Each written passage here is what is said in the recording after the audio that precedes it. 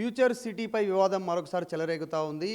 మాజీ మంత్రి బీఆర్ఎస్ పార్టీకి సంబంధించిన హరీష్ రావు స్టేట్మెంట్ చేశారు. మేము అధికారంలోకి వస్తే ఫ్యూచర్ సిటీ రద్దు చేస్తామనేటువంటి స్టేట్మెంట్ చేశారు.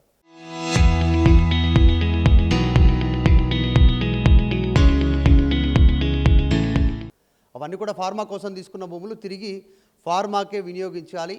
అది ఒప్పందం. అది 75% ఫార్మాకు ఉపయోగించాలి, 25% అక్కడ మిగతా ఫెసిలిటీస్ కల్పించాలి. దానికోసం జరిగినటువంటి ఒప్పందం. అందులో భాగంగానే రైతుల నుంచి తీసుకున్నామనేటువంటిది బీఆర్ఎస్ వెర్షన్ తీసుకొస్తూ ఉంది. ప్రభుత్వం ఏమో పెద్ద ఎత్తున ఫ్యూచర్ సిటీ డెవలప్ చేయబోతున్నాం, స్కిల్ డెవలప్మెంట్ సెంటర్ యూనివర్సిటీ అక్కడ పెడుతున్నాం, పెద్ద ఎత్తున పరిశ్రమలు ఆహ్వానిస్తూ ఉన్నాం, జీరో నెట్ సిటీ అనేటువంటిది ప్రభుత్వం చెప్తా ఉంది. రేవంత్ రెడ్డి ప్రస్తుతం దీనిపైన వివాదం చెలరేగుతుంది. మాజీ ఎమ్మెల్యే కొడంగల్కి సంబంధించి పట్నం నరేందర్ రెడ్డి ఉన్నారు, మాట్లాడదాం. నరేందర్ రెడ్డి గారు, ప్రభుత్వం ఆ రకంగా చెప్తా ఉంది, మీరేమో రద్దు చేస్తామంటారు. అది ఫ్యూచర్ సిటీ కాదు, రేవంత్ రెడ్డి 4 బ్రదర్స్ సిటీ అది. ఎందుకంటే అక్కడ ఉన్న భూములన్నీ ఆ కుటుంబానికి సంబంధించి ముఖ్యమంత్రి కుటుంబాలకు, ముఖ్యమంత్రి అనయులకు సంబంధించిన భూములు ఉన్నాయి. దాంతోపాటు మంత్రులకు సంబంధించిన భూములు ఉన్నాయి. ఆ భూముల ధరలు పెంచుకోవడానికి ఫ్యూచర్ సిటీ చేస్తూ ఉన్నారు. రేడియల్ రోడ్ వేస్తూ ఉన్నారు, ఒక అథారిటీ బిల్డింగ్ కట్టినారు, ఫ్యూచర్ సిటీ అథారిటీ బిల్డింగ్ కట్టినారు. ఒక హంగామా సృష్టిస్తారు తప్ప అక్కడ ఇంతవరకు ఒక ఇండస్ట్రీ కూడా రాలేదు, ఒక పెట్టుబడులు ఎక్కడ రాలేదు. శ్వేతపత్రం విడుదల చేయమని ముఖ్యమంత్రి గారిని, ఎన్ని పెట్టుబడులు వచ్చినాయి, ఎన్ని కంపెనీలు స్టార్ట్ చేసి చెప్పమని, ఒక్క కంపెనీ ఇంతవరకు స్టార్ట్ కాలేదు. మొన్న ఫ్యూచర్ సిటీలో ఇన్వెస్టర్స్కి సంబంధించిన పెద్ద సెమినార్ ఏర్పాటు చేశారు, పెద్ద విదేశీయులందరినీ పిలిచారు, చాలామంది ప్రతినిధులు పిలిచారు. పెద్ద ఎత్తున ఒకటి సోపుటప్ చేయడము, హంగామా సృష్టించడం తప్ప అక్కడ ఇంతవరకు ఒక ఇండస్ట్రీ ఇంతవరకు రాలేదు. అదే కాకుండా లేఅవుట్స్ కానీ, హై రేంజ్ బిల్డింగ్స్ కానీ ఎక్కడ ఒక పర్మిషన్ కూడా ఇవ్వలేదు. ఓన్లీ మనోహర్ రెడ్డి కుటుంబానికి సంబంధించిన, కాంగ్రెస్ పార్టీకి సంబంధించిన తాండూరు ఎమ్మెల్యే గారు మనోహర్ రెడ్డికి సంబంధించిన ఒక్క కుటుంబానికి సంబంధించిన పర్మిషన్ ఒకటి మాత్రం ఇంతవరకు వచ్చింది. చాలామంది అప్లికేషన్ పెట్టినారు.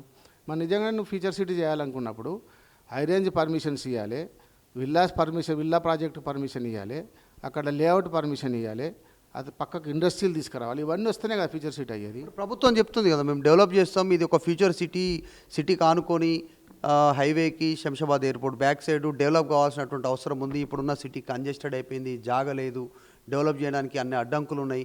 సో ఇది కొత్త నెట్ జీరో సిటీ ఏర్పాటు చేయాలంటారు. అనుమతులు ఎందుకు ఇస్తలేరు, రీజన్ ఏంది? ముఖ్యంగా అక్కడ అనుమతులు ఇవ్వాలంటే కమిషన్లు తీసుకుంటా ఉన్నారు, పెద్ద ఎత్తున కమిషన్ నడుస్తూ ఉన్నాయి. పాపం రియల్ ఎస్టేట్ బిల్డర్స్ వాళ్ళు కమిషన్ ఇవ్వలేకపోతున్నారు, వాళ్ళు కమిషన్ ఇస్తలేకపోతే పర్మిషన్ ఇస్తలేరు, బిల్డింగ్ వర్క్ స్టార్ట్ అవుతలేదు. మీరు క్లెయిమ్ చేస్తూ ఉన్నారు, ఎవరికి ఇవ్వాలి కమిషన్, ఎవరు అడుగుతున్నారు? అక్కడ పెద్ద ఎత్తున జరుగుతూ ఉంది, కుంభకోణం జరుగుతున్నది. మన చాలామంది అక్కడ చర్చ జరుగుతున్నది కాబట్టి కమిషన్ మా పర్మిషన్లు ఆపుతున్నారని చెప్తా ఉన్నారు కాబట్టి ఎక్కడ వర్క్ జరగడం లేదు. ఎవరు అడుగుతున్నారు?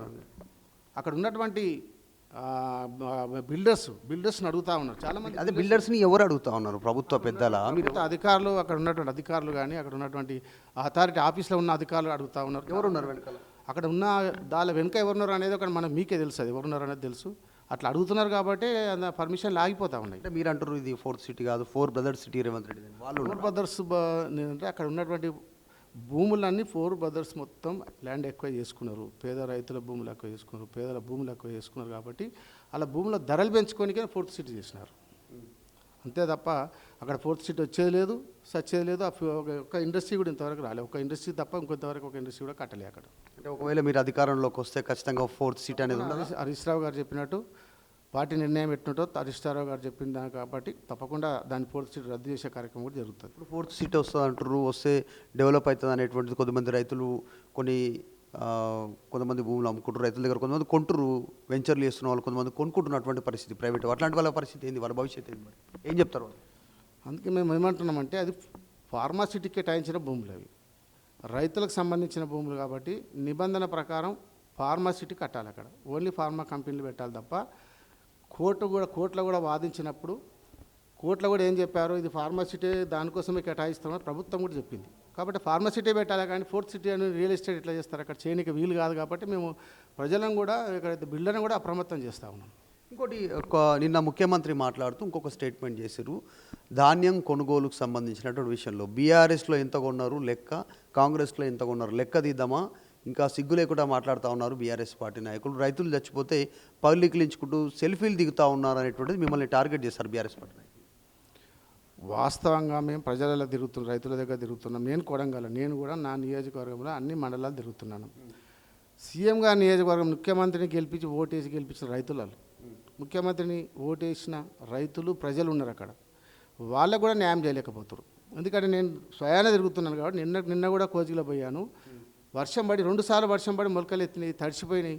గన్ని బ్యాగులు ఇస్తలేరు అక్కడ. గన్ని బ్యాగ్ కూడా ఒక్కొక్క గన్ని బ్యాగ్ 50 రూపాయలు తీసుకొని గన్ని బ్యాగులు ఇస్తాను. మీరు చెప్పేదంతా కూడా కొడంగల్ సీఎం సొంత నియోజకవర్గంలో చెప్తున్నాను. నేను తిరుగుతున్నా కాబట్టి ఇప్పటికి 4 సార్లు ధర్నా పెట్టాను కాబట్టి వాస్తవాలు చెప్తున్నాను. మీరు ఎవరన్నా కాంగ్రెస్ పార్టీకి సంబంధించిన ఎమ్మెల్యేలు వస్తారా, మంత్రులు వస్తారా, నా ఎంబడి రమ్మను. ఏ సెంటర్కి వస్తారో రమ్మను. ఏ సెంటర్లో నేను చెప్పింది అబద్ధం అయితే నేను దేనికైనా సిద్ధం. ఎన్ఎం శ్రీనివాసరెడ్డి మాట్లాడాడు. అదే పాలమూరు, ఉమ్మడి పాలమూరు జిల్లాకు సంబంధించినటువంటి ఎమ్మెల్యే. బీఆర్ఎస్ పార్టీ నాయకులు ఓరుస్తలేరు, వాళ్ళ కళ్ళు మండుతున్నాయి కాంగ్రెస్ పార్టీ చేస్తున్నటువంటి పనులు కానీ, అభివృద్ధి కానీ, నిర్ణయాలు కానీ అనేటువంటిది. వీరు ఇంకా ప్రతిపక్షంలో ఉన్నారు కాబట్టి అది ఇంకా ప్రభుత్వంలో ఉన్నటువంటి జీర్ణించుకోలేకపోతున్నారు, అది ఓర్వలేక మాట్లాడుతున్నారంటే ఎన్ఎం శ్రీనివాసరెడ్డి. ముఖ్యంగా ఇప్పుడు ఎన్ఎం శ్రీనివాసరెడ్డి గారు మహబూబ్నగర్ సంబంధించిన మహబూబ్నగర్ ప్రాపర్ శాసనసభ్యులుగా ఉన్నారు. పాలమూరు రంగారెడ్డి 90% అయిపోయింది. మరి ముఖ్యమంత్రి గారు చెప్పి నిధులు కేటాయించండి. కొడంగల్ నారాయణపేట ఎత్తిపోతల పథకం 4,000 కోట్లు పెట్టారు కదా. అదే 4,000 5,000 కోట్లు పెట్టి పాలమూరు రంగారెడ్డి పెడితే కాలువలతో ఇప్పటివరకు నీళ్ళు వచ్చేది కదా. మహబూబ్నగర్కి వచ్చేది, జడ్చర్రకు వచ్చేది, కొడంగల్కి వచ్చేది. 4-5 వేల కోట్లు పెట్టి కాలువలు తీస్తే 10% పనులు కంప్లీట్ చేస్తే కాలువలు సాగునీరు వచ్చేది. కొడంగల్కి అత్యధికంగా 1,50,000 సాగునీరు ఉంది. మరి కొడంగల్ నారాయణపేట కొడంగల్ ఎత్తిపోతల పథకం 30,000 కూడా లేదు. అట్లాంటి పరిస్థితి ఉన్నప్పుడు మీరు ముఖ్యమంత్రి గారి దృష్టికి తీసుకుపోయి పాలమూరు రంగారెడ్డి కంప్లీట్ చేయండి. అభివృద్ధి చేస్తే మేమే సంతోషిస్తాం కదా. మేమెందుకు దానికి ఇంకా పడము, అడ్డు తలగాం కదా మేమెందుకు. మీరు కూడా శాసనసభ్యులు పనిచేసిరు అక్కడ కొడంగల్ నుంచి. రేవంత్ రెడ్డి మీద గెలిచిరు గతంలో. నిజంగా కొడంగల్లో సిచ్యువేషన్ ఎట్లా ఉంది? గతంలో లగచర్ల ఇష్యూలో బీఆర్ఎస్ బాగా ఇనిషియేటివ్ తీసుకుంది, వారికి అండగా నిలబడింది, న్యాయపరంగా కొట్లాడింది, అది ఆగించేలా బీఆర్ఎస్ ముందుంది అనేటువంటి చర్చ జరిగింది. మీరు కూడా చాలా సందర్భాలు మాట్లాడారు. ప్రస్తుతం కొడంగల్లో సిచ్యువేషన్ ఎట్లుంది? అభివృద్ధి కానీ, రైతు ధాన్యం కొనడంలో కానీ, ప్రభుత్వ పథకాలు అందడంలో కానీ, ఇంకా ఓవరాల్గా నియోజకవర్గం ఎట్లా ఉంది? ముఖ్యమంత్రిగా కొడంగల్ ప్రజలు కానీ, కొడంగల్ రైతులు కానీ పెద్ద ఒక ఆశతోని ముఖ్యమంత్రి అవుతాడు, మాకేదో సాధిస్తారని చెప్పి ఓట్లేసి గెలిపించారు. అనుకున్నట్టే ముఖ్యమంత్రి అయ్యిండ్రు. కానీ అక్కడ చూస్తే, వాస్తవానికి చూస్తే రైతుల ఒడ్లు కొనలేని పరిస్థితి ఉంది, సంచులు సప్లై చేయలేని పరిస్థితి ఉంది, లారీలు పంపలేని పరిస్థితి ఉంది. రైతులకు దీనావస్థితిలో ఉన్నారు. రుణమాఫీ కాలేదు కొడంగల్లో. 30% కానీ ఒక రుణమాఫీ ఏ గ్రామంలో కూడా కాలేదు. 30 to 40% కానీ ఎక్కడైనా రుణమాఫీ అయితే దేనికైనా సిద్ధం. గతంలో కూడా ఛాలెంజ్ చేసిన, చాలాసార్లు చెప్పిన, ఏ తండకు వస్తారు, ఏ గ్రామానికి వస్తారు. సరే ముఖ్యమంత్రి రాకపోతే ముఖ్యమంత్రి సోదరు తిరుపతి రెడ్డిని పంపించండి, నేను ఛాలెంజ్ చేస్తున్నా. తిరుపతి రెడ్డి ఎమ్మెల్యే కాదు కదా. పంపి అంటే నేను చెప్పాను ఛాలెంజ్. ఇప్పుడు నేను కూడా మాజీ ఎమ్మెల్యే కాబట్టి నాతో పాటు రావడానికి అతను కూడా వస్తే, అతను మాజీ ఎమ్మెల్యే కాకపోయినా సోదరుడు కాబట్టి రమ్మని చెప్పాను. ఏ గ్రామానికి పోతామో, ఏ తండకు పోతామో, ఎక్కడన్నా 40% కానీ ఎక్కువ రుణమాఫీ జరిగినట్టుంటే ఇప్పటికి కొనుగోలు సెంటర్లకు రమ్మని చెప్పండి. ఏ సెంటర్లకు వస్తారు? సూచన చేస్తురా మీరు? ఆర్టీవీ తరఫు తిరుపతి రెడ్డికి సూచన చేస్తురా రేవంత్ రెడ్డి సోదరుడికి? తిరుపతి రెడ్డి గారు ఇంతవరకు ఒక కొనుగోలు సెంటర్ కూడా సందర్శించలేదు. పోయిన అభివృద్ధి కార్యక్రమాలు, ఆయనకి ఏ పదవి లేకున్నా కానీ అభివృద్ధి కార్యక్రమాలు ప్రారంభిస్తున్నాడు. రిబ్బన్ కట్ చేస్తున్నాడు, బిల్డింగ్లు ఓపెన్ చేస్తున్నాడు. మున్సిపల్ బిల్డింగ్, నేను కట్టిన బిల్డింగ్ అతను రిబ్బన్ కట్ చేసిండు. అన్ని బిల్డింగ్లో కొబ్బరికాయలు కొడుతున్నాడు. మరి కొనుగోలు సెంటర్ దగ్గరికి ఎందుకు వస్తలేడని ప్రశ్నిస్తున్నారు తిరుపతి రెడ్డి గారు. మరి రైతుల దగ్గర రావాలి కదా. గన్ని బ్యాగులు ఏమైంది, లారీలు ఏమైంది, రివ్యూ పెట్టు, కలెక్టర్ గారితో మాట్లాడు, చెప్పాలి కదా. కానీ అభివృద్ధి కార్యక్రమాలు, మేము చేసిన అభివృద్ధి కార్యక్రమాలకు రిబ్బన్ కట్ చేస్తావు కానీ రైతుల దగ్గర మాత్రం రాడు. అలాంటి పరిస్థితి కొడంగల్లో ఉంది.